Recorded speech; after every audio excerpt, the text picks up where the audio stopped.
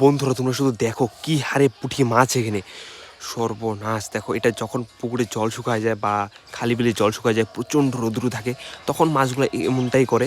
একটা সাইড দিয়ে যখন জায়গা জায়গা পায় যেদিক দিয়ে বেরোতে পারবে বা এদিকে নতুন ঠান্ডা জল নামতেছে বা কিছু, তো ওই সব সাইডে মাছটা যাওয়ার চেষ্টা করে। আর মাছ ঠিক বুঝতে পারে কোন দিকে গেলে সে বেশি জায়গা পাবে বা কিছু, আর সেই জায়গায় মানুষ ফায়দা উঠায় যে মাছ কোন দিক দিয়ে নামতেছে, সেই জায়গায় ফাঁদ দিয়ে রাখে। ব্যাস, ফাঁদ বলতে যে কোনো জিনিস নিয়ে আসে যেটা সাহায্যে মাছগুলো ধরে ফেলে মানুষ। এই লোকটা আবার ভিডিও করতেছে, দেখো ভাই, কত কত লোক ভিডিও করতেছে, মাছগুলো দেখতেছে। ভাই দেখারই তো জিনিস, দেখো কত কত মাছ এখানে, সর্বনাশ। এত এত ভাই মাথার জন্য দেখা যাচ্ছে না আমার নাকি।